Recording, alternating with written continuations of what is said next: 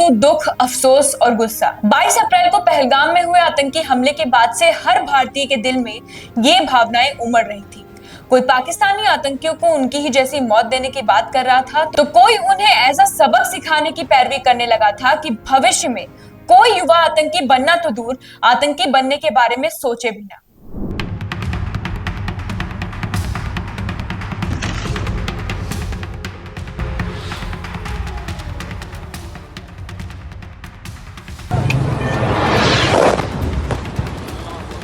देखना वाम कैसी आ रही है वहां से।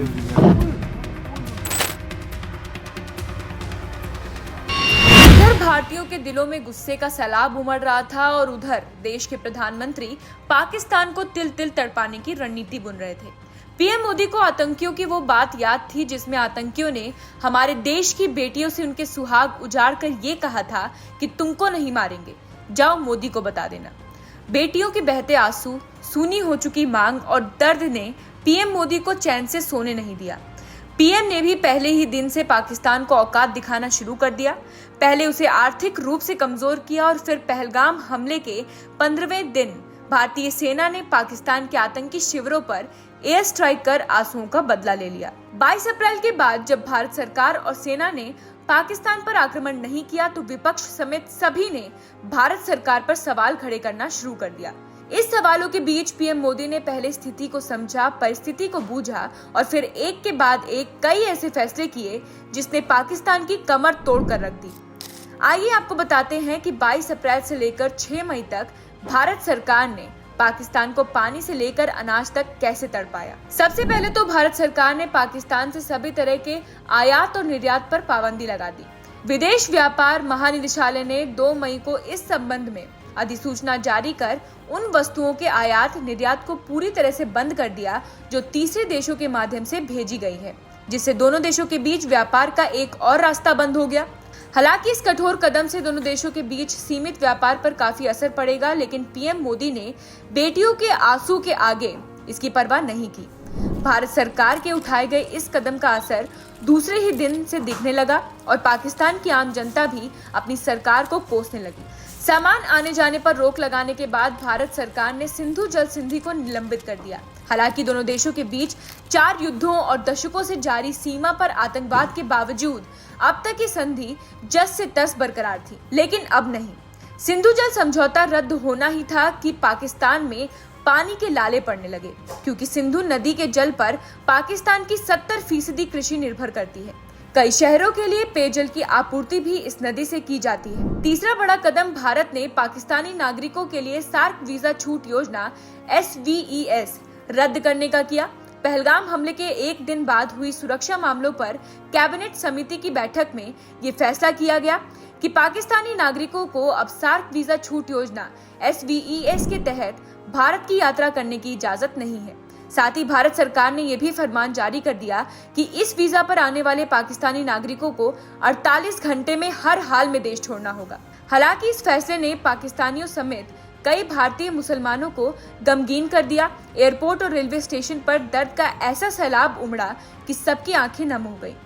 पाकिस्तान की गलती का आजला अभी इतने से नहीं होने वाला था। पानी, सामान का आना जाना रोकना और वीजा रद्द करने के अलावा भारत सरकार ने 24 अप्रैल को पाकिस्तानी उच्चायोग में रक्षा, नौसेना और वायुसेना सलाहकारों को भी अवांछित घोषित कर दिया और उन्हें 1 हफ्ते में देश छोड़ने का फरमान सुनाया। सरकार ने इस्लामाबाद स्थित अपने उच्चायोग से रक्षा, नौसेना और वायुसेना सलाहकारों को वापस बुलाने की घोषणा कर भारत ने इन पदों को निरस्त करने का भी ऐलान कर दिया। भारत ने पाकिस्तानी झंडे वाले जहाजों के अपने बंदरगाह पर आने पर भी रोक लगा दी। नौवाहन निदेशालय की तरफ से इस संबंध में जारी निर्देश में कहा गया कि ये उपाय राष्ट्रीय सुरक्षा और भारत की शिपिंग बुनियादी ढांचे की सुरक्षा के लिए आवश्यक है। नए नियम तत्काल प्रभाव से लागू कर दिए गए। भारत सरकार अब अपने देश में पाकिस्तान नाम का न पर चाहती है और न परिंदा, जिसको लेकर व्यापार पर प्रतिबंधन के साथ ही भारत ने पाकिस्तान के साथ सभी तरह के डाक सेवाओं के आदान प्रदान को निलंबित कर दिया है। इस संबंध में डाक विभाग ने हवाई और जमीनी मार्गों से दोनों देशों के बीच पत्र और पार्सल के आदान प्रदान पर रोक लगाने का आदेश जारी कर दिया है। साथ ही पाकिस्तान को अलग थलग करने के लिए भारत ने पाकिस्तान में पंजीकरण विमानों के लिए अपने हवाई क्षेत्र को पूरी तरह से बंद कर दिया है। इसमें सैन्य विमानों के प्रवेश पर रोक लगाई गई है। पाकिस्तान ने भी अपने हवाई क्षेत्र को भारतीय विमानों के लिए बंद कर दिया है। भारत सरकार किसी सूरत में ये नहीं चाहती कि किसी भी तरह भारत का एक भी पैसा पाकिस्तान जाए। इसलिए भारत सरकार ने पाक के खिलाफ डिजिटल हमला करते हुए 6.3 करोड़ से अधिक सब्सक्राइबर की संख्या वाले पहलगाम हमले को लेकर भ्रामक और भड़काऊ सामग्री प्रसारित करने वाले 16 पाकिस्तानी यूट्यूब चैनलों को ब्लॉक कर दिया। इसके अलावा पाकिस्तान के सूचना एवं प्रसारण मंत्री अताउल्लाह तरार और रक्षा मंत्री ख्वाजा आसिफ के सोशल मीडिया अकाउंट पर रोक लगाई। और तो और इंस्टाग्राम ने भारत में कई पाकिस्तानी हस्तियों फवाद खान, आतिफ असलम, आबिदा परवीन के अकाउंट ब्लॉक कर दिए। हर दिशा से पाकिस्तान को खोखला करने के बाद भारत सरकार और भारतीय सेना ने पहलगाम के बाद आतंकियों के खिलाफ बड़ी कार्रवाई करते हुए जम्मू कश्मीर में 9 आतंकियों के घरों को ध्वस्त कर दिया। इसकी शुरुआत लश्कर-ए-तैयबा के आतंकवादी आदिल अहमद ठोकर के घर से शुरू हुई, जिसके बारे में माना जाता है कि वह पहलगाम हमले में शामिल था। पुलवामा, बांदीपुरा और कुपवाड़ा में अन्य संदिग्धों के घरों को भी जमींदोज कर दिया गया। जब पाकिस्तानी आतंकियों ने भारत में घुसकर इस तरह की कायराना हरकत को अंजाम दिया था, तो उन्हें ये एहसास भी नहीं होगा कि उन्होंने किया क्या है। लेकिन भारतीय सेना ने ऑपरेशन सिंदूर के तहत पाकिस्तान को एहसास दिला दिया कि हमारे देश की बेटियों का सिंदूर छीनकर उनसे गलती नहीं, गुनाह हो गया है।